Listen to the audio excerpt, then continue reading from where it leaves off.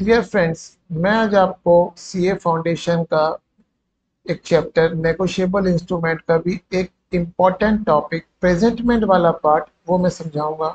मैंने कोशिश करी है कि इसको मैं बहुत सिंपल मैनर में आपको समझा सकूं so that you can easily attempt the question.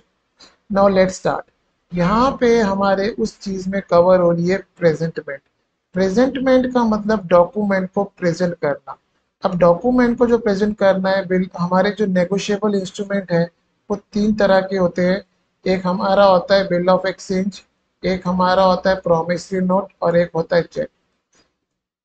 तो यहाँ पे प्रेजेंटमेंट जो होता है, किस कॉन्टेक्स्ट में प्रेजेंटमेंट आएगा वो हम पढ़ेंगे। और प्रेजेंटमेंट दो तरह की होगी। प्रेजेंटमेंट फॉर एक्सेप्टेंस एक हम पढ़ेंगे और एक हम पढ़ेंगे यहाँ पे प्रेजेंटमेंट फॉर पेमेंट। ये दो चीजें आएगी। इसके बारे में क्या रिस्पेक्टिव लॉ हम पढ़ते हैं। अब bill of exchange payable after a site. Bill of exchange जो होता है वो जो पेबल होता है वो दो तरह से होता है। पेबल आफ्टर डेट और एक होता है पेबल आफ्टर साइट। इन दोनों की सिग्निफिकेंस क्या है। जो bill of exchange payable after date है, इसका जो टाइमलाइन स्टार्ट होता है वो timeline in the sense, for example हम लिखते हैं पेबल आफ्टर डेट और इसकी जो मैच्योरिटी है वो मैच्योरिटी है से 30 डेज की। और यहाँ पे पेबल आफ्टर साइट है, इसकी मैच्योरिटी है आफ्टर 30 डेज। दोनों में फर्क क्या है कि अगर पेबल आफ्टर डेट है तो 30 डेज का जो टाइमलाइन है वो स्टार्ट कब से होगा, जिस दिन बिल ऑफ एक्सचेंज ड्रॉ करा। और अगर bill of exchange payable after date है, पेबल आफ्टर साइट है, मीन्स पेबल आफ्टर डेट है, तो इसकी मैच्योरिटी 30 डेज की है। तो ये डेट कहाँ से स्टार्ट होगी, जिस दिन बिल ऑफ एक्सचेंज ड्रॉ करा है। अगर पेबल आफ्टर साइट है तो 30 डेज का टाइमलाइन कहाँ से स्टार्ट होगा, when the same is being accepted by the drawing. तो यहाँ पे bill of exchange payable after site के बारे में नेगोशिएबल इंस्ट्रूमेंट एक्ट का लॉ क्या बोलता है। It should be present to the drawee for acceptance. Time and place for presentment. At specified time and place if mentioned in the bill. Otherwise, presentment should be done within a reasonable time and in a business hours on a business day. This is a simple law relating to the presentment of bill of exchange for acceptance, where bill of exchange is payable after a sight. Then comes, हम अभी क्या पढ़ रहे हैं, presentment for acceptance. ये हमने पढ़ा bill of exchange payable after sight, because इसके बारे में स्पेशल लॉ है। Payable after bill of exchange payable after date, इसके बारे में लॉ नहीं है। Bill of exchange payable after sight, इसके बारे में लॉ है। Promissory note payable after a sight, इसमें लॉ क्या कहता है, it should be presented to the maker और drawer of the promissory note. Because इसमें भी जो टाइमलाइन स्टार्ट होगी, प्रॉमिसरी नोट की जो मैच्योरिटी निकालने की टाइमलाइन स्टार्ट होगी, वो कब से स्टार्ट होगी, when the same is presented to the drawer. और हमने सिंपल शब्दों में मैं बोलूं, हमने प्रॉमिसरी नोट ड्रॉर को, क्योंकि और मेकर को, ड्रॉर और प्रॉमिसरी नोट का मतलब से पैसा देना है, उसको दिखा दिया। Hence, promissory note payable after sight, it means it should be presented to the maker or drawer of the promissory note for the purpose of calculating the maturity date. Time and place for presentment. It should be within a reasonable time and in a business hour on a business day. ये वाला part यहाँ पे missing है। तो यहाँ पे law ने simple लिखा है कि promissory note payable after sight should be presented within a reasonable time and a business hour on a business day. अब second law relating to the this presentment for acceptance, drawing time for acceptance of bill of exchange. If required as per agreement, drawing should be given 48 hours, excluding public holidays, to consider whether he will accept it or not. ये जब जब हमारे as per agreement ड्रॉई को हमें कुछ time देना है, then drawee should be given 48 hours, excluding public holidays. का मतलब है अगर बीच में पब्लिक हॉलीडे पड़ रही है तो टाइम उतना एक्सटेंड हो जाएगा। ये तीन सिंपल लॉ है, this is presentment for acceptance. तीन चीजों की दो चीज आ रही है, bill of exchange payable after sight और promissory note payable after sight. दोनों में प्रेजेंट किसको करना है, बिल ऑफ एक्सचेंज प्रेजेंट करना है ड्रॉई को फॉर एक्सेप्टेंस के लिए, प्रोमिसरी नोट प्रेजेंट करना है drawer of the promissory note. Time and place of presentment, bill of exchange में अगर टाइम और प्लेस स्पेसिफाइड है तो वहां पे प्रेजेंट करना है, और नहीं है तो should be presented within a reasonable time in a business hour on a business day. Same law promissory note के लिए, बस यहाँ पे जो प्रोमिसरी नोट प्रेजेंट करना है within reasonable time in a business hour और on a business day, ये करना है। अब लॉ आता है प्रेजेंटमेंट फॉर पेमेंट। अब हमें इंस्ट्रूमेंट को प्रेजेंट करना है पेमेंट के लिए, उसके लिए लॉ क्या है, promissory note be presented by holder to the maker for payment। Simple है, क्योंकि जो promissory note जिसने ड्रॉ करा है उसको मेकर बोलते हैं, उसको प्रेजेंट करना है पेमेंट के लिए। Bill of exchange be presented by the holder to the acceptor for payment. Cheque be presented by holder to the drawee bank for payment. Simple है, सेल्फ एक्सप्लेनेटरी है, नथिंग स्पेसिफिक। यहाँ पे एक exception आ रही है जिसके ऊपर एक क्वेश्चन बनने की पॉसिबिलिटी है। No presentment of promissory note, यहाँ प्रोमिसरी नोट की बात कर रहे हैं, बिल ऑफ एक्सचेंज कवर नहीं है। No present of promissory note for payment when when promissory note is payable on demand, and दोनों कंडीशन है, and not payable at a specified place. Means अगर ये प्रोमिसरी नोट ये condition satisfy कर रहा है, promissory note is payable on demand में जब भी मांगेंगे पैसा देना है, and not payable at a specified place, then no presentment for promissory note is required for payment purpose. ये हमारी एक एक्सेप्शन बन के आ रही है। अब एक स्पेशल प्रोविजन है for presentment for truncated cheque to the drawee bank. अगर आप लोगों ने सिंपल पढ़ा है कि चेक क्या चीज होती है, cheque is an order given to the drawee bank. Means अगर मैं बात करूं, ए का अकाउंट एसबीआई में है, ए ने चेक इशू करा है बी को, तो ए एसबीआई को ऑर्डर दे रहा है बी को पैसा देना है। बी ने क्या करा, बी ने वो चेक डिपॉजिट कर दिया आईसीआईसीआई बैंक में डिपॉजिट कर दिया। अब बी आईसीआईसी बैंक में डिपॉजिट करा, what ICIC will do, ICIC will send this cheque to the SBI for presentment. Now because of the technology advancement, यहाँ नेगोशिएबल इंस्ट्रूमेंट में क्या पॉसिबिलिटी, क्या प्रोविजन कर दिया है कि आईसीआईसी उनको चेक की एक ट्रंकेटेड छोटे कॉपी करके स्कैन करके एसबीआई को भेज देगा। SBI will check whether check is in order or not. If check is in order, SBI will take out money from A bank and will transfer money to the ICI. This entire process is called clearing process. इसके बारे में special provision क्या है, special provision for presentment of truncated cheque to the drawee bank. Drawing bank can call for further information if there is a doubt on the genuineness or the apparent tenor of the instrument। tenor of the मतलब life time life. एक जो check होता है उसकी time 3 महीने की होती है। अगर ट्रंकेटेड चेक जो इस केस में आईसीआईसी बैंक ने एसबीआई को दिया और एसबीआई को लग रहा है कि चेक 3 महीने से पुराना हो चुका है, then drawee bank SBI bank can call for further information.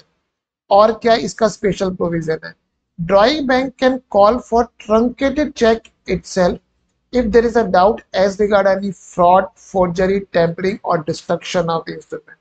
वो चेक की कॉपी की जगह पूरा चेक कॉल कर सकता है एसबीआई टू एंश्योर कि चेक में कोई फ्रॉड, फोर्जरी या टेम्परिंग नहीं है। तो this is the law relating to the presentment for payment, simple है, nothing technical. Payment presentment are bill of exchange and promissory note should be presented for payment, क्योंकि हम अभी किस चीज में पढ़ रहे हैं, पेमेंट में सारी चीजें। आप देखेंगे 2 नंबर प्रेजेंटमेंट फॉर पेमेंट में, तो यहाँ पे बिल ऑफ एक्सचेंज और promissory note should be presented for payment during business hours, and cheque should be presented for payment during banking hours. Simple है, nothing technical. Payment presentment date, bill of exchange और promissory note payable after date, जो मैंने आपको समझाया था after sight, shall be presented for payment at maturity। ये presentment date के बारे में आ रही। पीएन पेबल बाय, यहाँ पे जो PN payable, PN means promissory note, payable by instalment, bill of exchange cover नहीं है। PN payable by instalments must be presented for payment on third day after date fixed for payment of each installment. Non-payment of any installment amount to dishonor of PN. Means हमने जो 3 दिन का bill of exchange में पढ़ा हुआ है वो सिर्फ यहाँ पे लॉ में पीएन के बारे में लिखा है, वो भी कब, when PN is payable by instalment. तो PN payable by instalment must be presented for payment on third day after date fix for payment of each instalment. A non-payment of any installment will amount to dishonor of PN. Instrument payable at specified place and no other place, none else, and none else. In that case, bill of exchange PN check must be presented for payment at that specified place only. Means अगर instrument में लिखा है कि check की payment के लिए कहाँ उसे प्रेजेंट करना है तो at that place. No specified place of payment is mentioned. In that case, bill of exchange PN check must be presented for payment at a place of business or usual residence of the maker. ये जो maker word आ रहा है ये promissory note के लिए आता है, acceptor word आता है बिल ऑफ एक्सचेंज के लिए, और ड्रॉई जो वर्ड आता है बैंक चेक के लिए। तो अगर प्लेस स्पेसिफाई करी है पेमेंट के लिए तो उस प्लेस पे प्रेजेंट करना है, कोई स्पेसिफाई नहीं करी है तो at a place of business और usual residence of maker acceptor drawee. No specified place of business of payment is specified and maker acceptor और drawee has no known place of business और fix residence.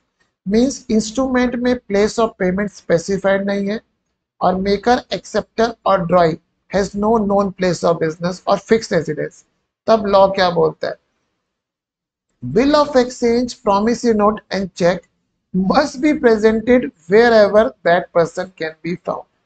तो यहाँ पे हम presentment की बात कर रहे हैं, किस जगह करनी है, कब करनी है, मैच्योरिटी पे करना है, किस टाइम करना है, बिजनेस आवर बैंकिंग आवर्स करना है।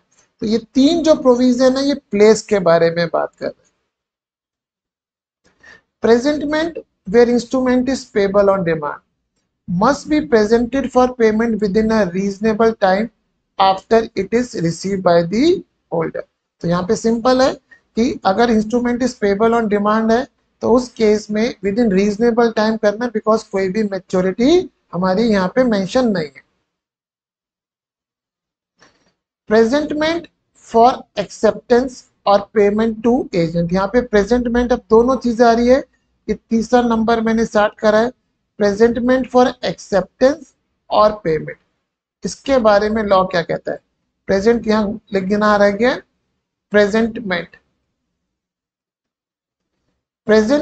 फॉर एक्सेप्टेंस और payment may be made to authorized agent of the drawee maker acceptor where the drawee maker or acceptor has died to his legal representative or where he has been declared insolvent to his assignee।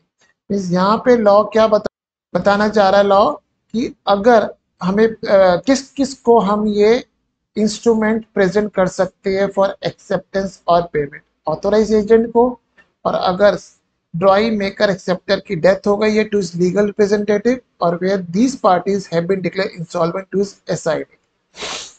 अब next चौथा point क्या आ रहा है, excuse for delay in presentment for acceptance और payment. यहाँ भी दोनों की बात हो रही है, प्रेजेंटमेंट फॉर एक्सेप्टेंस और payment. Delay in presentment for payment और acceptance is excuse in following cases.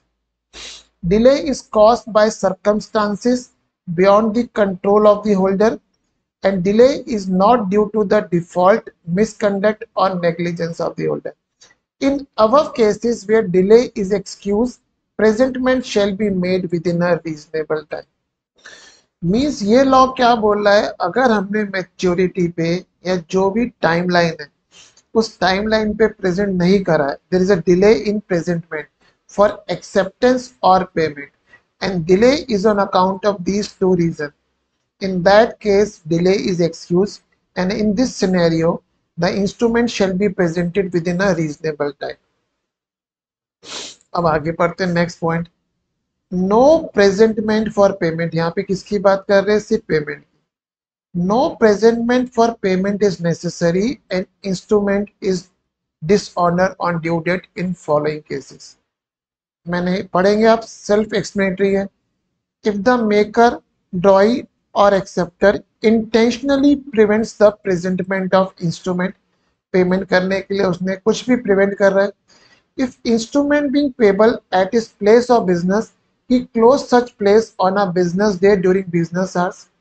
If instrument being payable at some other specified place, neither he or any person authorized to pay it attend at such place during usual business hours. If instrument not being payable at a specified place, and he cannot after due search be found. इन चारों scenario में अगर ऐसा event हुआ तो हमें दोबारा से, क्योंकि मिल ही नहीं रहा है, तो हमें प्रेजेंटमेंट फॉर पेमेंट नेसेसरी नहीं है और हम ये मानेंगे इंस्ट्रूमेंट डिसऑनर हो गया। अब आता है no presentment for payment is necessary in following cases. यहाँ पे डिसऑनर की बात नहीं कर रहा है, सिंपल लॉ कह रहा है यहाँ प्रेजेंट नहीं करना है।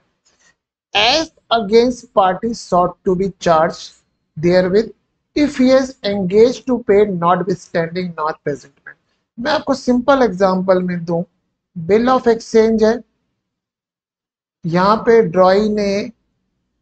ड्रॉई से पेमेंट लेनी है, ड्रॉई एग्री करता है भाई आप बिल प्रेजेंट मत करना, मैं आपको उसके बाद भी पेमेंट कर दूंगा। So this is simple, no presentment for payment is necessary as against parties sought to be charged if he is engaged to pay notwithstanding non-presentment. He has agreed कि आप document instrument present नहीं करना।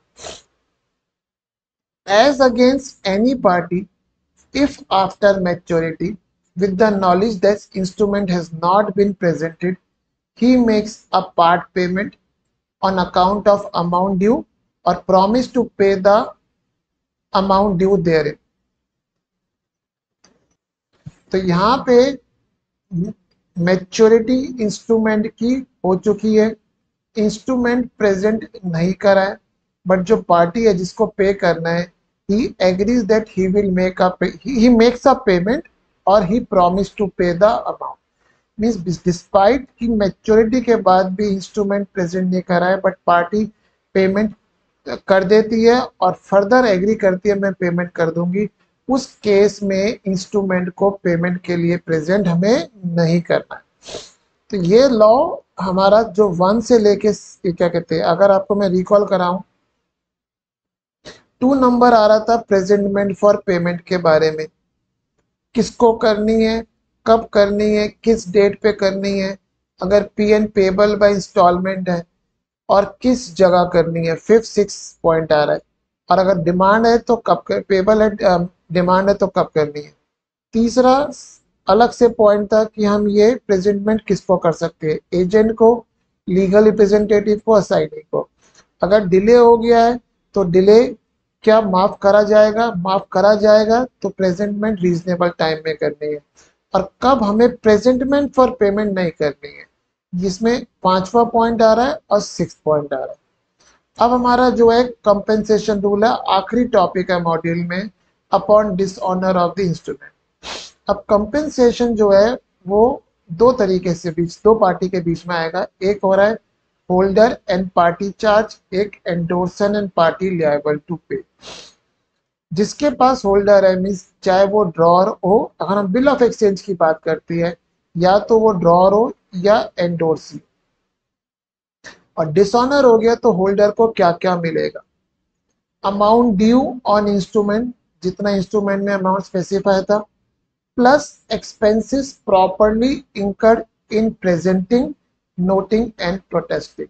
Means जो भी उसका खर्चा हुआ है प्रेजेंटमेंट में, नोटिंग में या प्रोटेस्टिंग में, उसे वो भी खर्चा मिलेगा। प्रोटेस्ट करने का मतलब अमाउंट नहीं मिल रहा था, उसने एडवोकेट की फीस करी, एडवोकेट की फीस दी, इंकर करी, प्रोटेस्ट कर रहा था पैसा दो, तो वो जो एडवोकेट की फीस है वो इस पार्ट में कवर हो गई। नोटिंग चार्जेस आपने अकाउंटेंसी में पढ़े ही है, और प्रेजेंटिंग में जो कम्युनिकेशन जो आने जाने में खर्चा लगा। तो पहला अमाउंट, पहला पॉइंट क्या मिलेगा, कंपेंसेशन रूल क्या है, amount due on instrument plus expenses incurred in presenting, noting and protesting. और अब किस तरह एक नया पॉइंट आ रहा है, if place of person charge, हम यहाँ पे ले लेते हैं 1 मिनट के लिए ड्राइंग, और place of instrument payable, it could be different as per agreement. So if the place of person charge and place of instrument payable is different, say in a different countries, the amount referred above will be converting using the current exchange rate between two places. Means यहाँ पे डॉई different country में है और place of instrument जो payable है वो different country में है, देन ये अमाउंट जो है जो हमने 1 पॉइंट पे स्पेसिफाई करा है, it will be converted using the current exchange rate between two places. अब यहाँ पे कंपेंसेशन का रूल आ रहा है, endorser and party liable to pay. ये कब आएगा, when endorser has paid the amount to the holder on dishonour of instrument. In this case, holder is entitled to the following: amount paid to the holder, यहाँ पे जो भी उसने pay करा है, means due on instrument plus अगर कुछ उसने एक्सपेंसेस पे करे, interest at the 18% on the amount so paid. Interest कहाँ से स्टार्ट होगा, from the date of payment till amount is realised. जब तक उसने होल्डर को पे कर दिया तब जब तक उसको जो पार्टी चार्ज है उससे पैसा मिला है 18%, together will all expenses cause by the dishonour. अगर एंडोर्सर को भी कुछ एक्सपेंस इंकर करने पड़े ऑन अकाउंट ऑफ डिसऑनर तो वो भी रिकवर करेगा। सेम प्रोविजन जो ऊपर पड़ा था, if the place of person charge and the place of endorser is difference, the amount referred above will be converted using the current exchange rate between two places। तो यहाँ पे compensation rule मैंने आपको simple terms में समझाया। मैंने मतलब कोशिश करी है जो मॉड्यूल का डाटा है उसको सिंपल में प्रेजेंट कर सकूं, सो दैट अगर इस प्रेजेंटमेंट वाले पार्ट में से क्वेश्चन आता है एग्जाम में तो यू कैन इजीली अटेम्प्ट। थोड़ा सा टेक्निकल है, आउट लॉ काफ़ी पुराना है, इसकी वजह से कोई प्रैक्टिकल एग्जाम्पल मॉड्यूल में भी नहीं है और मैं भी सर्च नहीं कर पाया, ज़्यादा बता नहीं पाया। मेरा पर्पस ये था कि मैं इस लॉ को, जो प्रेजेंटमेंट वाला लॉ है, उसको सिंपल वे में आपको समझा सकूं, प्रेजेंट कर सकूं, so that you can easily attempt the question. Thank you.